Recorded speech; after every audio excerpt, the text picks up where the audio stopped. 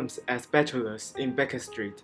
It is possible that I might have placed them upon record before, but a promise of secrecy was made at the time, from which I have only been free during the last month by the untimely death of the lady to whom the pledge was given. It is perhaps as well that the facts should now come to light, for I have reasons to know that there are widespread rumors as to the death of Dr. Grimsby Roylott, which tend to make the matter even more terrible than the truth. I woke up one morning to find Sherlock Holmes standing fully dressed by the side of my bed. Very sorry to knock you out, Watson, but it's a criminal this morning.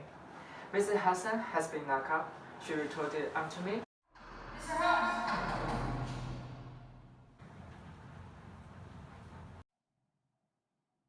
Mr. Holmes! To me, and I am you. What is it then? Fire? Now, a client. It seems that a young lady has arrived in a considerable state of excitement, who insists after seeing me. She is waiting now in the sitting room. Now, the young ladies wander about the metropolis at this hour of the morning, and knock sleeping people up out of their beds.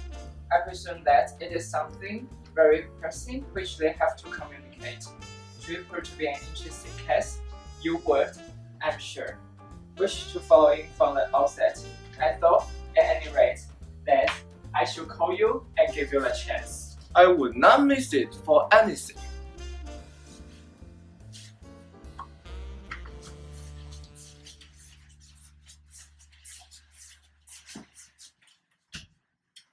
Good morning, madam. My name is Sherlock Holmes. This is my intimate friend and associate, Dr. Watson, before whom you can speak as freely as before myself. Ha! I should order you a cup of hot coffee, for after that you are shivering. It's natural between the sugar. What? It is fear, Mr. Holmes. It is terror. You must not fear. We shall soon set matters right. I have no doubt. You have come in by train this morning. I see. You know me, then? No, but I observed the second half of a return ticket in the palm of your left glove. You must have started early, and yet you had a good drive in a dull car along heavy roads before you reach the station. There's no mystery, my dear madam. Whatever your reasons may be, you're perfectly correct. I started from home before 6, reached Leatherham at 20 past. And I came by the first train to Waterloo. Sir, I can't stand this train no longer. I shall go mad if it continues. I have no one to turn to. None, save only one, who cares for me, and he, poor fellow, can be of little aid. I have heard of you, Mr. Holmes. I have heard of you from Mrs. Barrington, whom you helped in the hour of pursuing me. It was from her that I had your address. Oh, sir, do you not think that you can help me too, and at least a little light through the dense darkness which surrounds me? I presume it is out of my power to reward you for your services. But in a month or 6 weeks, I shall be married, with the control of my own income, and then at least you shall not find me ungrateful. Fair touch? Oh yeah, I recall the class. It was concerned with an opera tiara. I think it was before your time. I can only say, madam, that I shall be happy to devote the same care to your case as I did to that of your friend. As to reward, my profession is its own reward. But you are at liberty to defray whatever expenses I may be put to, at a time which suits you best. And now I beg that you will lay before us everything that may help us in forming an opinion upon the matter. The very whole of my situation lies in the fact that my fears are so vague. My suspicions depend so entirely upon small points. which might seem trivial to another, that even he to whom, of all others, I have a right to look for help and advice looks upon all that I tell him about it as the fancy of a nervous woman. He does not say so, but I can read from his soothing answers and inviting eyes. But I have heard, Mr. Holmes, that you can see deeply into a manifold weakness of the human heart. You may advise me how to ward me the dangers which encompass me. I will attention, madam. My name is Helen Stoner, and I'm living with my stepfather, who is the last survivor of one of the oldest families in England, the railroads of Stockmorton on the western borders of Surrey. The family was at one time among the richest in England, and the estate extended over the borders into Berkshire in the north and Hampshire in the west. In the last century, however, the family reign was eventually completed by an unknown disease in the days of the Regency. Nothing was left except a few acres of ground, and the 200-year-old house, which is itself crushed under a heavy mortgage. The last graduate got his existence there, living a horrible life of an aristocratic pauper. But his only son, my stepfather, seeing that he must adapt himself to the new conditions, obtained advance from a relative which enabled him to take a medical degree, and went out to Calcutta, where, by his professional skill and his force of character, he established a large practice, and a fit of anger, however, caused by some robbers which had been perpetrated in the house, he beat his native father to death.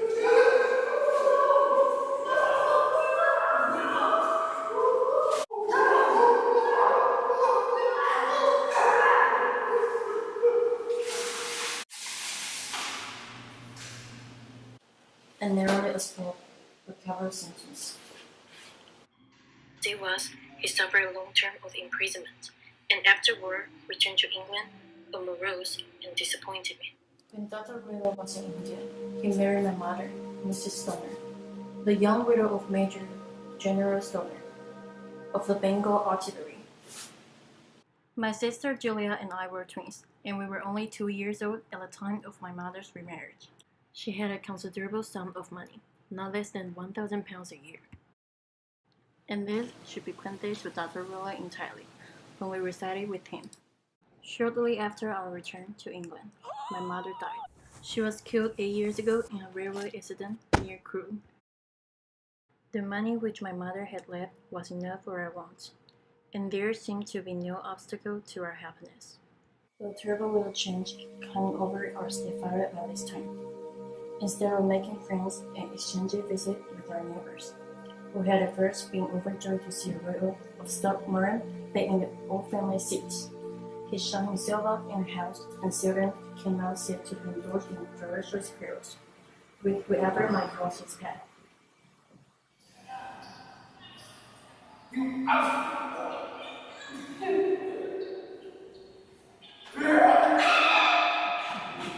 Last week he held a person over a bridge, and it was only by paying the money which I could gather together that I was able to avert another public exposure.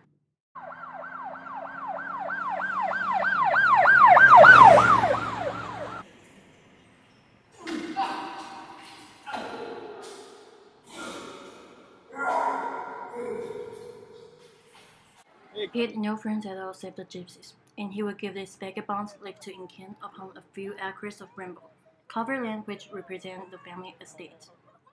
He has a passion also for Indian animals, and he has at this moment a cheetah and a baboon, which wander freely over his grounds.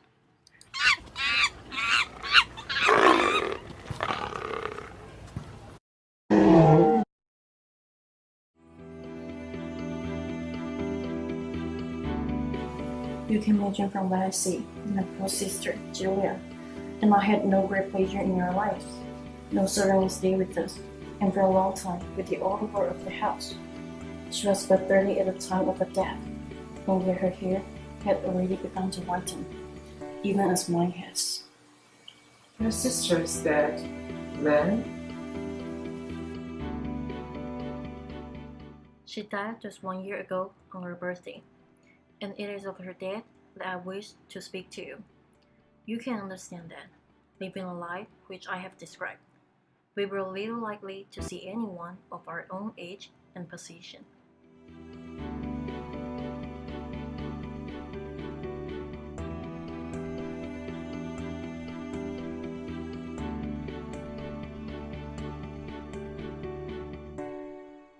Julia went to a house of her relative at Christmas 1 year ago and met their half-pay major of Marines, to whom she became engaged.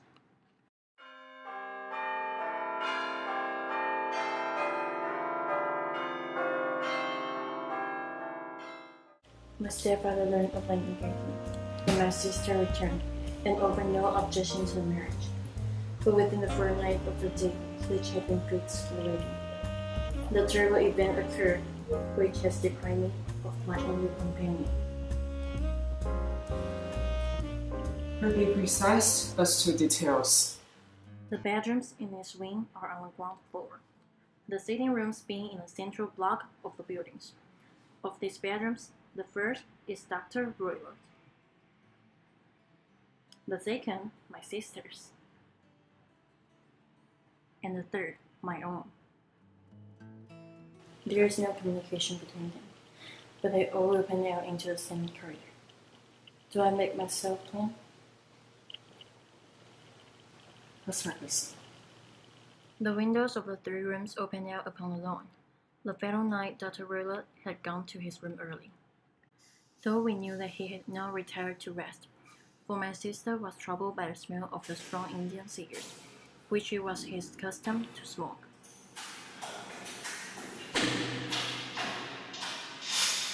She left her room, therefore, and came into mine, where she sat for some time, chatting about her approaching wedding. Tell me, Helen, have you ever heard anyone who saw the dead of the night? Never. I suppose that you could not possibly whistle yourself in your sleep. Certainly not. But why? Because during the last few nights, I've always, about 3 in the morning, heard a long, clear whistle.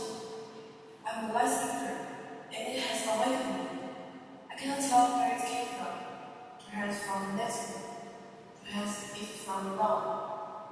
I thought that I could just ask you whether you had heard it. No, I have not. It must be those which it is in the plantation. Very likely. And yet, if it were on the lawn, I wonder that you did not hear it also. Oh, but I still not have you. Well, it is a full break. At any rate. Good night, Julia. Good night.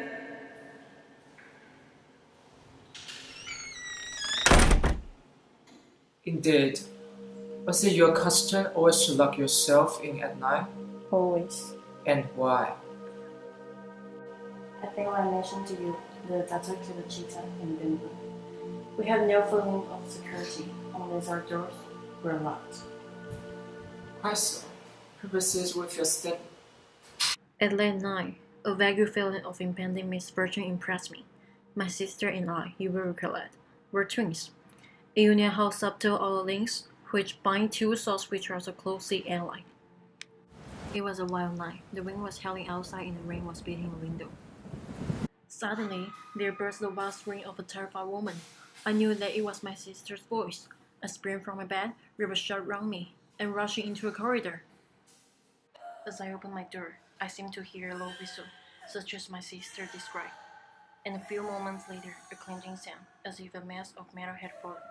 As I ran down the passage, my sister's door was unlocked, and it revolved slowly upon its hinge. I stared at it horror-stricken, not knowing what was about to issue from it. By the light of the lamp, I saw my sister appear in the opening. Her face blanched with terror.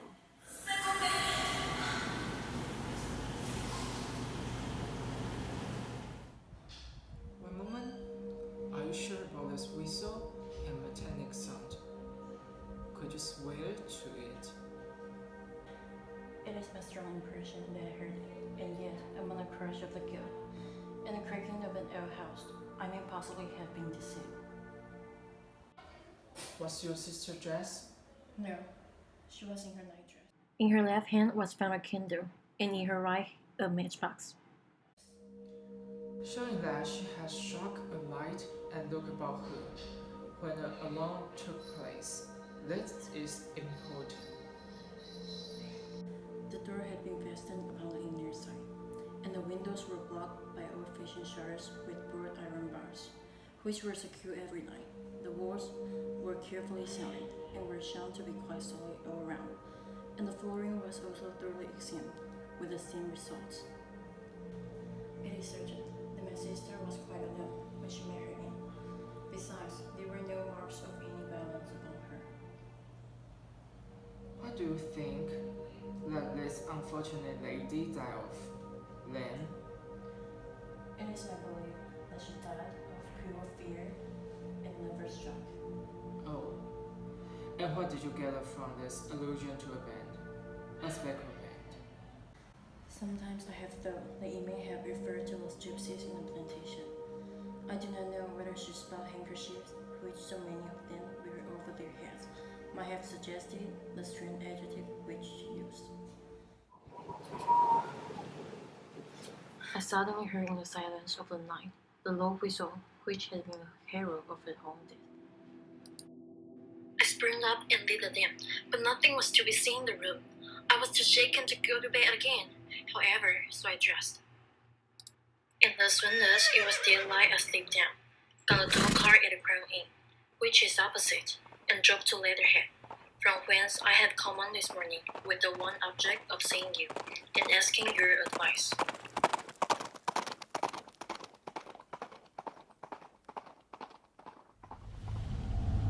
This is a very deep business.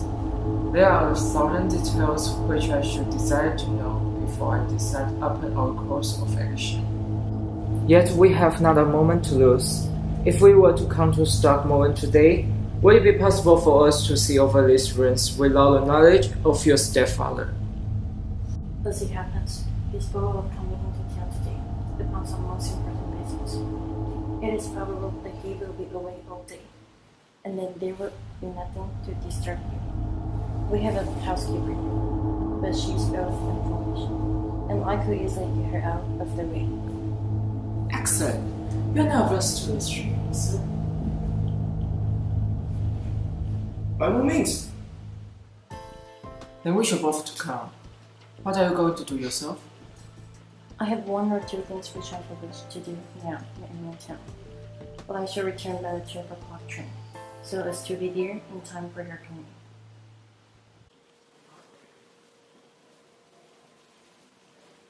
Goodbye.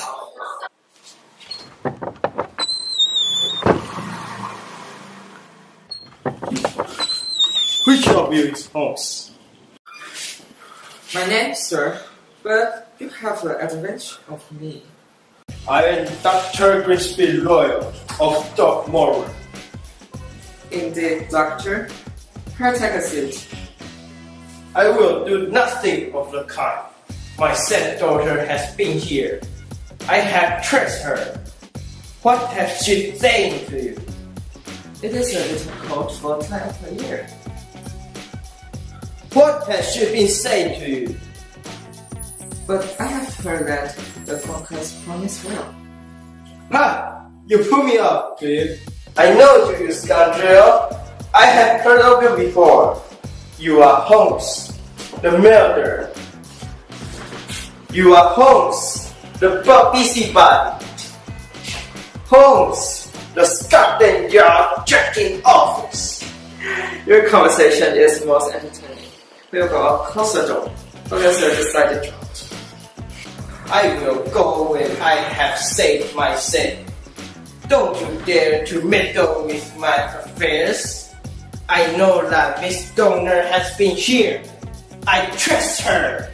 I am a dangerous man to fall for off. See here.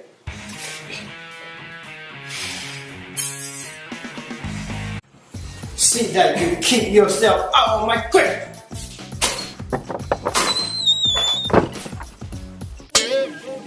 He seems a very amiable person.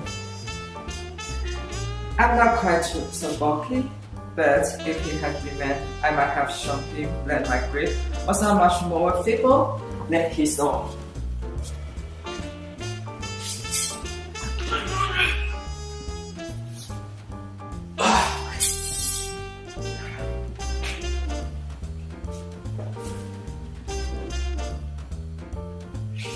Fancy his having the insolence to confront me with the official detective force. This incident gives rise to our investigation.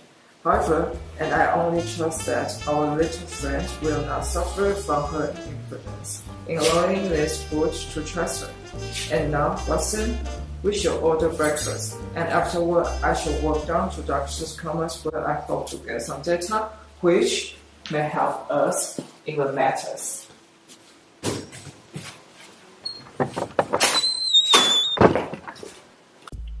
I've seen the will of the deceased wife.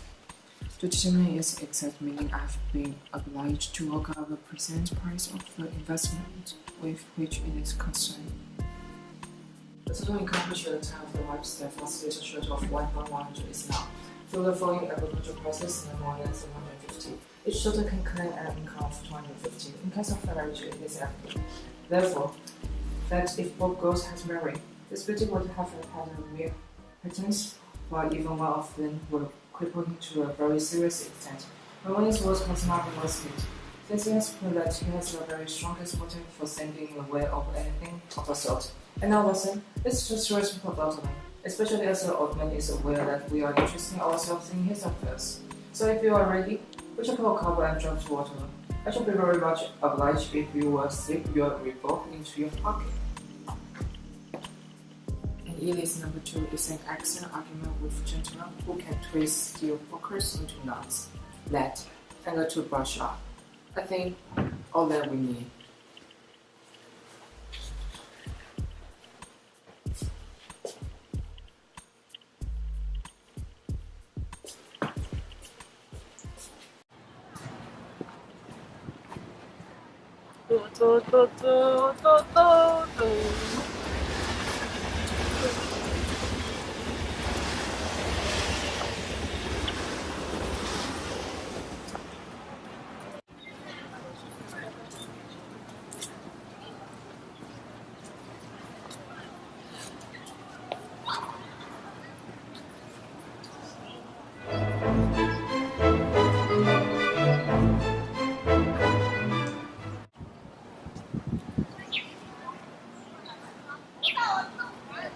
Look there, Stockmoran.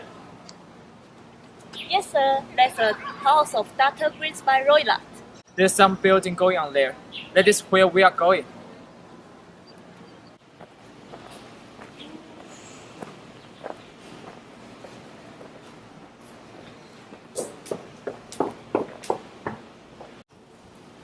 And the lady, I fancy, is Miss Stoner. Yes, I think we had better do as you suggest. I thought you as well. But this fellow should think we have come here as architects or on some definite business. It may stop his gossip. Good afternoon, Miss Stoner. You see that we have been as good as normal. I've been waiting so eagerly for you. All has turned out splendidly. Dr. Rilla has gone to town, and it is unlikely that he will be back before evening.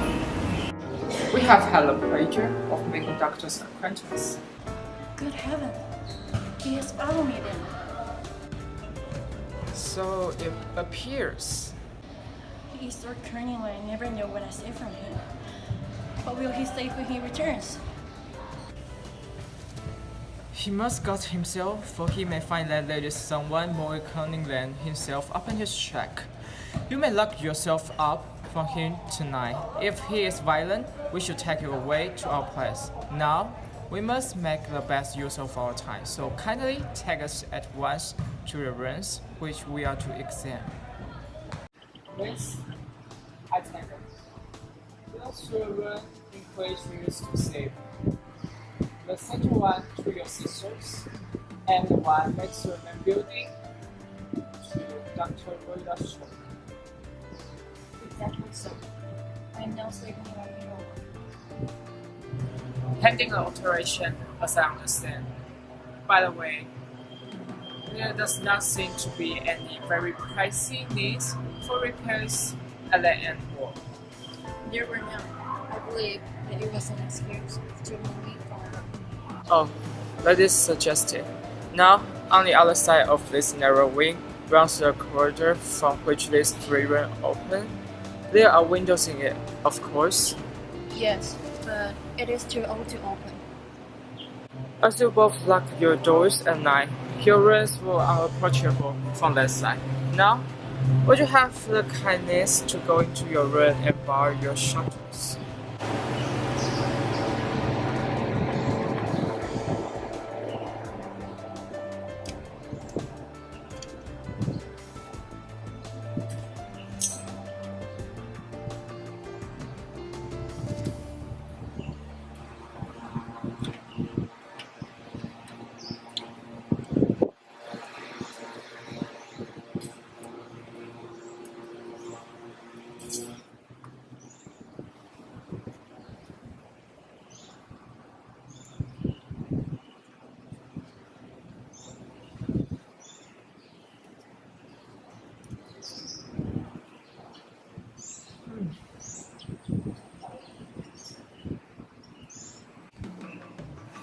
My theory certainly presents some difficulty. No one could pass these shutters if they were bolted. Well, we shall see if the inside throws any light upon the matter. Who does the bill communicate with? It goes to the housekeeper's room. It looks newer than the other things. Yes, it was included a couple of years ago. Your sister asked for it, I suppose. No, I never heard of her using it. We go so as a kid, but we want for ourselves. Indeed, it seems unnecessary to put so nice a bill here. You will excuse me for a few minutes while I satisfy myself as to this room.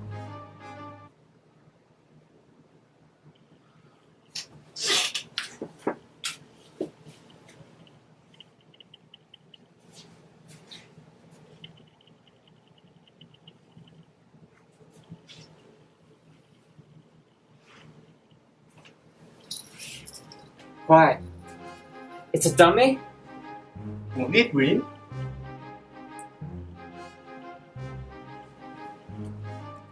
No, it's not even attached to a wire.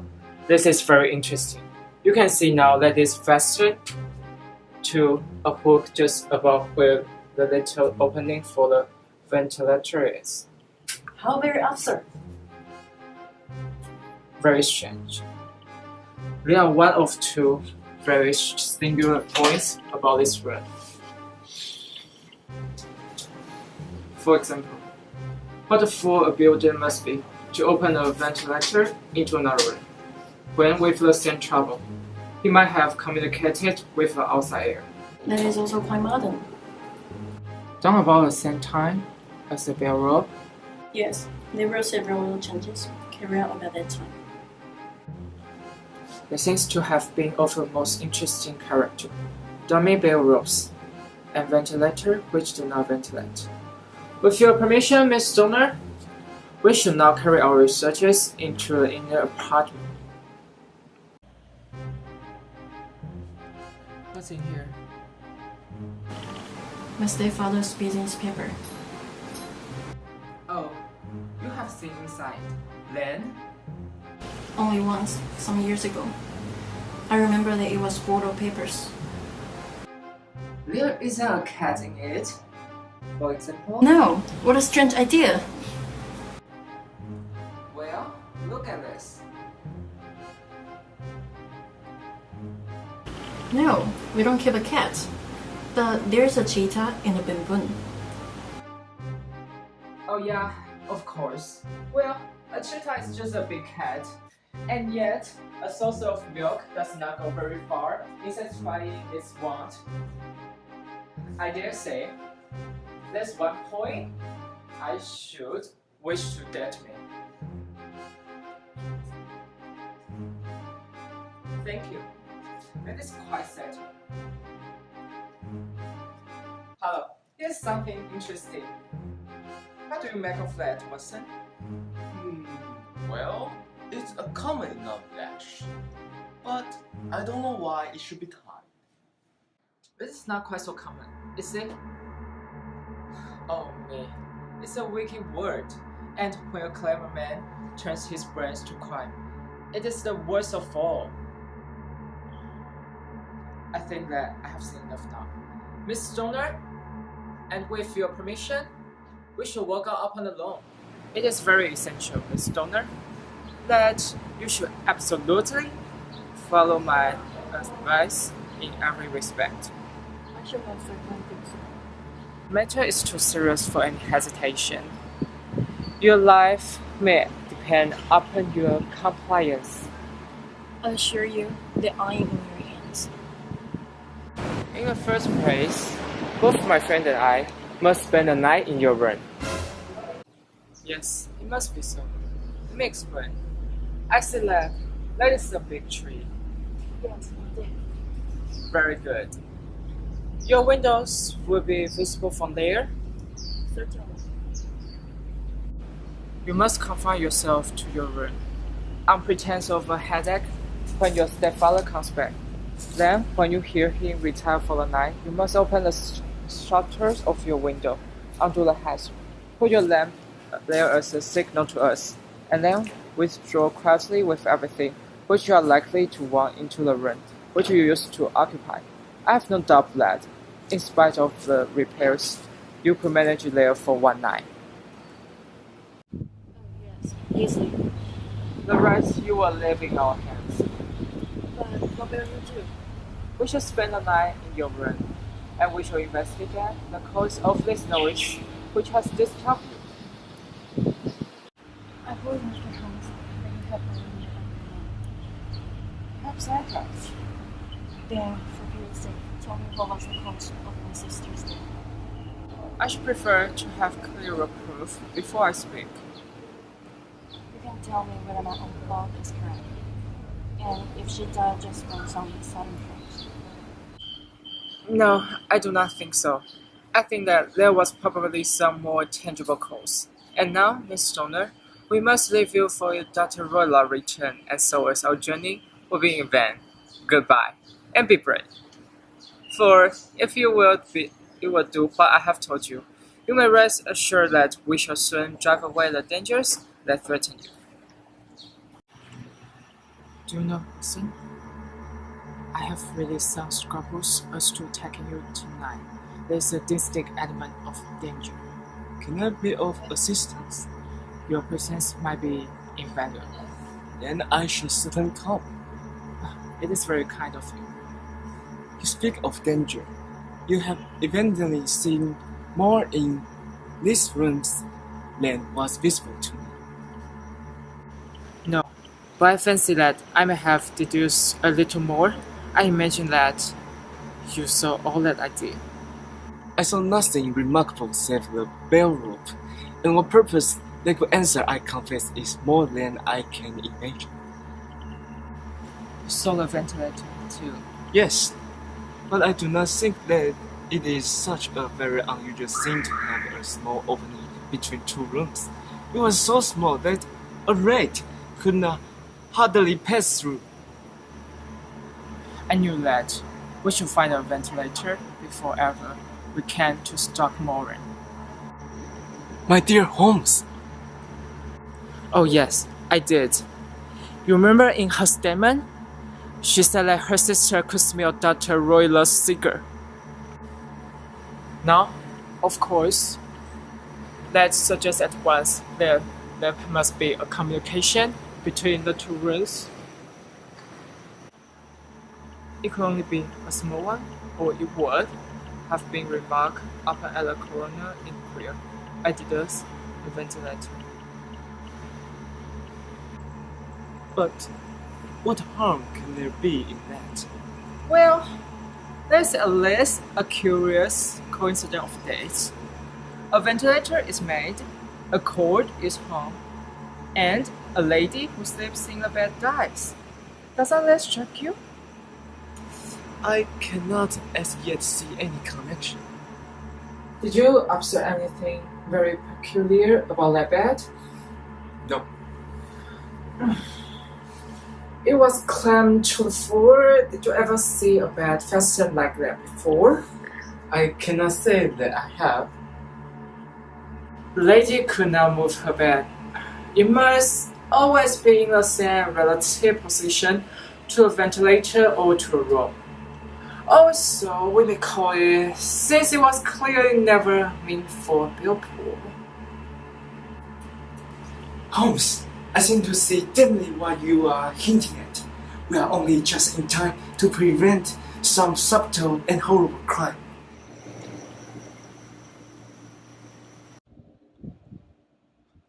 That is our signal. It comes from the middle window. My God! Did you see?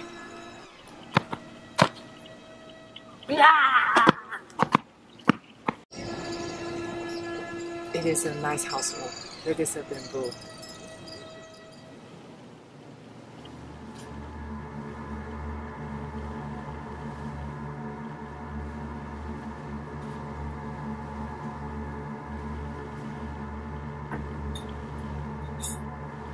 This sun will be fatal to us. Sit in the light. He will save for the ventilator.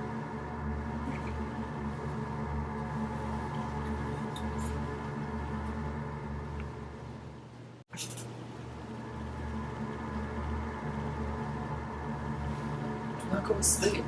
Your very life may depend on it. Have your history in case we should need it. I will sit on the side of the bed and you in the chair.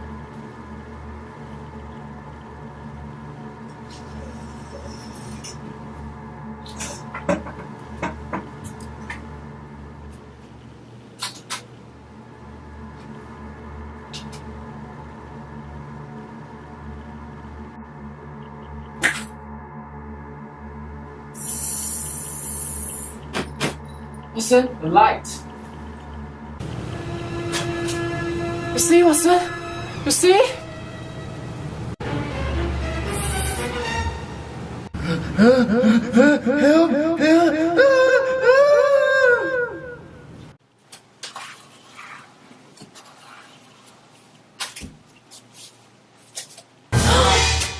God's heaven!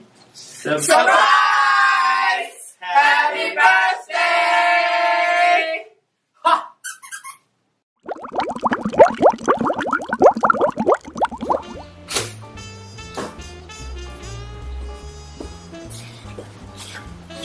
Don't you dare ruin my secret birthday plan for my lovely daughter. Sorry that I have deceived you. I just want to give you an unforgettable birthday. It's certainly unforgettable. You almost scared me to death.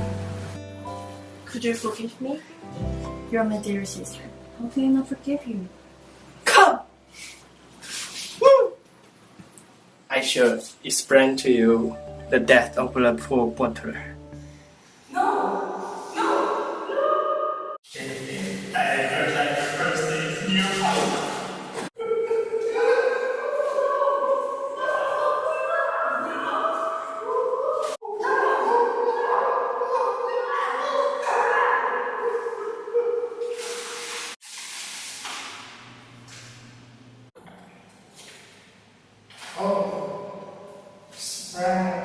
It is just a part of our tradition. We just love to make surprises. I'm really sorry. I didn't mean to. Could you forgive me? This is a very bad job. You're awfully terrible at making birthday surprises. Pray never do it again, I beg you. I consider it a reason of family's fall, an awful tradition. It is surprise!